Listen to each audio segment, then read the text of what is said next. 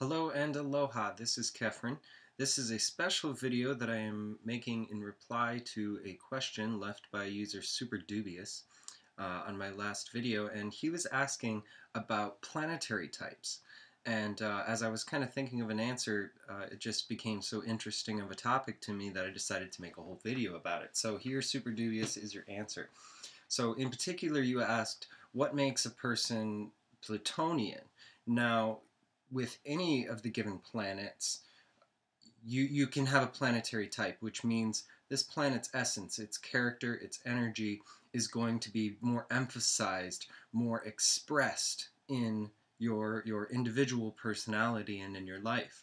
Now, in particular, it's not one thing in particular that gives you a planetary type that makes you particularly Plutonian or Martian or Jupiterian.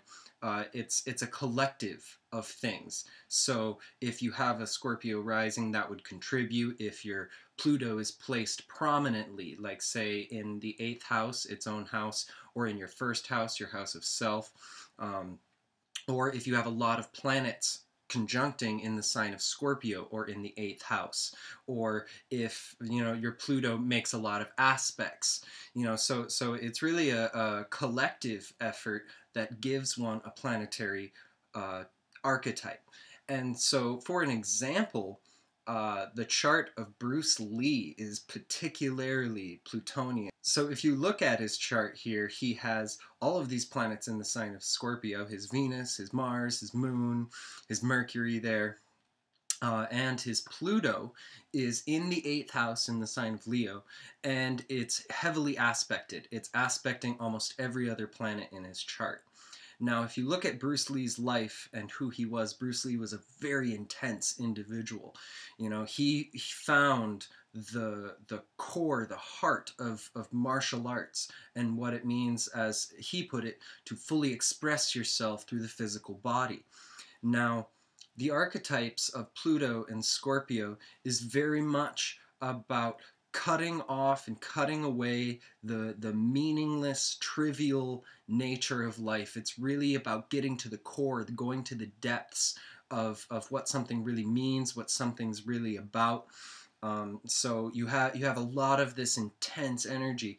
And so with Bruce Lee, he focused all of that intensity of the power and the force through his own body, and also through his philosophical and spiritual understanding. His sun was in Sagittarius as well as his rising sign, and so with Bruce Lee here, and with a Plutonian kind of archetype, you find an individual who's very passionate, who's very dedicated and very focused on whatever it is that they're doing in life. So if you have a particularly Plutonian kind of type to you, if you have a lot of Pluto's energies, chances are your life is kind of going to look like it's in the fast lane, or you're going to be experiencing things throughout your life that are particularly intense, things that really draw you into those deeper kind of parts of the world that really open up the more complex psychological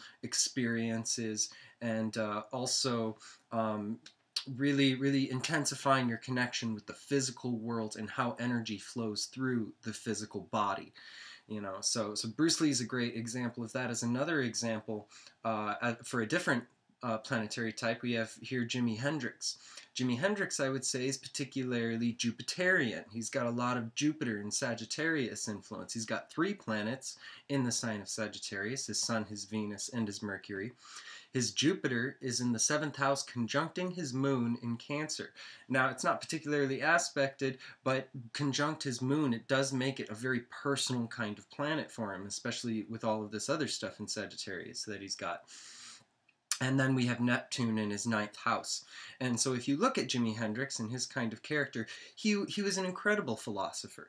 His writing and his music is strewn with all of this spiritual, profound insight.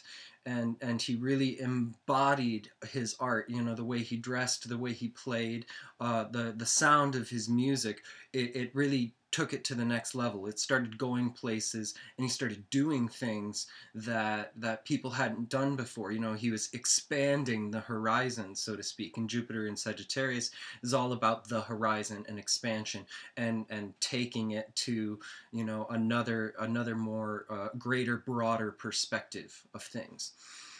So just as a final example here, people can have mixed planetary types. Like, you know, for example, you don't have to be just heavily influenced by one planet. Several planets can form a composite of your character. So here, for example, we have Leonard Nimoy, better known as Mr. Spock from the original Star Trek series.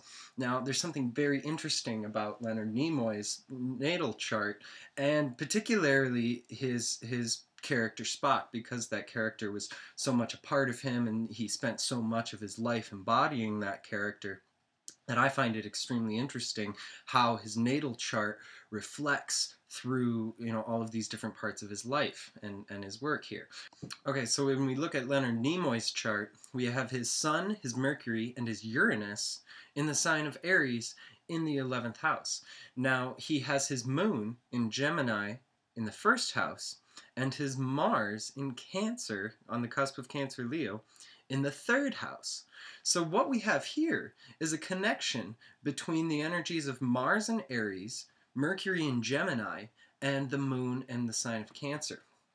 And so, since all of these the planets are all exchanging these signs, you know, Mars is in the Gemini house and is in the sign of Cancer, and the Moon, the ruler of Cancer, is in the sign of Gemini in the 1st house of Aries, and Mercury, the ruler of Gemini, is in the sign of Aries, and so which Mars is sharing this quality of the 3rd house. So you see, you have this linking and this interaction between these 3 planets, and these 3 planets and these 3 signs in particular are making up a large part of Leonard Nimoy's character and his personality. Now, what's really interesting about that is that if you look at the character Spock, Spock is a Vulcan, and the Vulcan race in the Star Trek mythos, they don't feel emotions. They've evolved out of their emotional center, and they view everything from this purely logical, rational kind of perspective and point of view, and that's what all of their actions are deemed by, is whether this is logical to do, is this sensible, is this a rational thing to do. Well, see, Mars is the sign of your action, and it's the sign of your free will, your choices in life.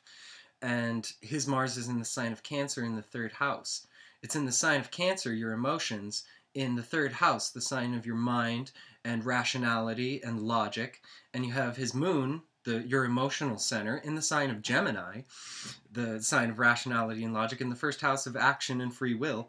And with a Mercury and Sun in Aries, you see where I'm going here. So Leonard Nimoy, in his playing the character Spock and taking on this character, he was actually learning something very essential to who he was on kind of a grander karmic picture here. So the character Spock is only half Vulcan. He's part human. And so throughout the course of Spock's storyline, he has to face these challenges with, well, do I approach this situation from my emotional, intuitive point of view, or do I approach this from a logical, rational, sensitive point of view? On which one of these seemingly opposite things do I take action? You know, how do I determine my own free will? Do I base it on logic and rationality, or do I go with what I'm feeling in the given moment?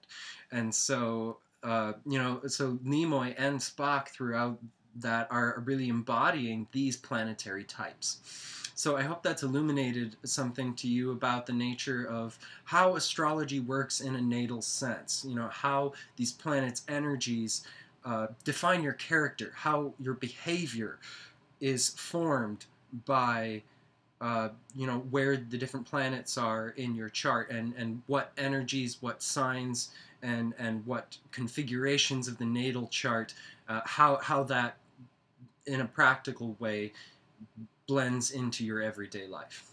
So I hope that's helped you out. You'll be seeing a little bit more from me real soon. Aloha.